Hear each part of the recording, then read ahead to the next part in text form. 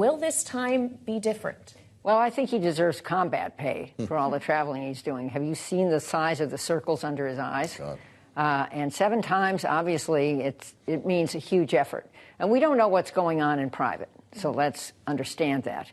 I mean, it is reported that Israel is making a very large, generous offer now for hostages. I think the hostages have to come home yesterday while they're still alive, and humanitarian aid also has to happen yesterday across Gaza.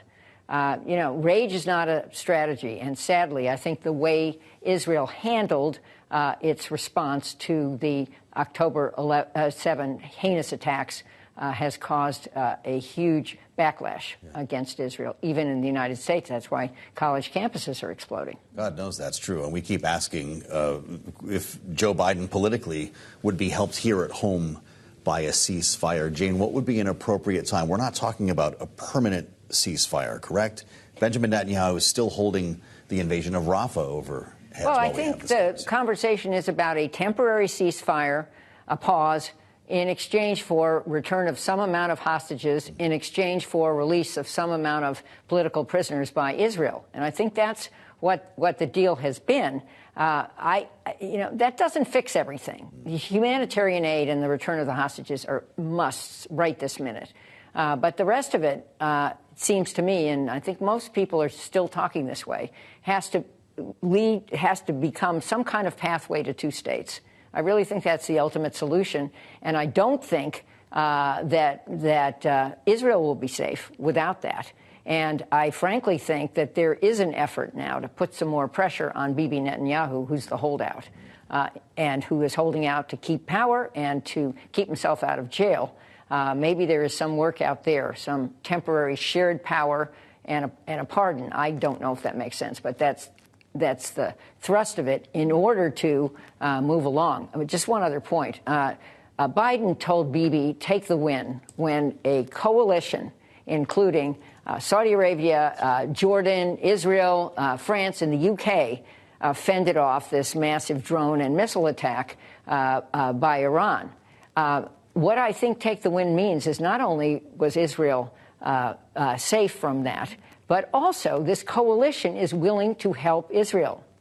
Attention, Israel. There are folks out there who will not only work with you, but probably recognize you as a state soon if this policy can be changed. Yeah, of course, it was the U.S. and the UK who stepped up to aid Israeli defenses. Jordan as well had air defense involved when all of that was ongoing. There is an ongoing question as well, Jane, about Saudi Arabia. Bloomberg is reporting today that the U.S. and the Saudis are nearing a pact that would offer security guarantees in exchange for a path toward diplomatic ties with Israel. We were talking about normalization in this relationship prior to October 7th. Is it too early to be restarting this effort again when there still is no temporary ceasefire deal? We don't know what is going to happen in Rafah. Well, there has to be a return of hostages and humanitarian aid yesterday. But I also think it is not too early. I think that the package that includes a short and long-term vision for this is what will make both parts happen faster. Hamas is using the hostages for leverage. It's kind of out of gas now. It's lost most of its fighters, and I certainly think the militants in Hamas cannot hold any power in Gaza when this moves forward. But I think there probably is some kind of deal that would even make Hamas go away. I don't know what that is yet, but if the Palestinian Authority rejects it, the Palestinian Authority recognizes Israel's right to exist. It's only Hamas that doesn't. And if all these other states do too, I don't know that Hamas has any room to maneuver. In that scenario, then, would that prevent, do you think, Israel from going after Hezbollah to the north? Because many have wondered that would just tip over the apple cart and we start from scratch. Well, Hezbollah has been fairly measured. Iran is claiming it doesn't have full control over Hezbollah. Yeah, right. But I think that a deal, short and long term, could really hem in Iran. And there are some other conversations about enhanced sanctions against Iran. And a lot of moving parts. I think that's why Tony Blinken looks so tired. But Charlie Cook was just on talking about how the economy is hurting Biden's poll numbers. I think being ensnared endlessly in the Middle East is too. And I also think it's important for the U.S. to continue to show leadership. I'm so relieved that Congress passed the package of aid both for Israel and Ukraine. Thank goodness that it did a week or so ago.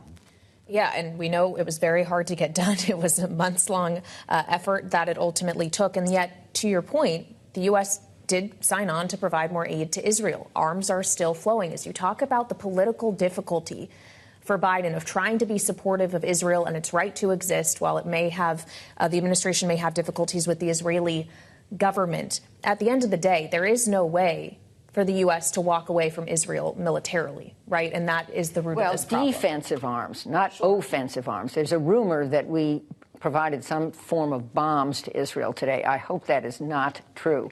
I'd also like to make one other point about the campus chaos that we're undergoing, which has a lot to do with the view of which side is right on Gaza and Israel. And that is anyone checking out whether there is foreign malign influence? I mean, who's buying the tents? Who's paying for the signs? Who possibly is moving some of the protesters who are not students from site to site?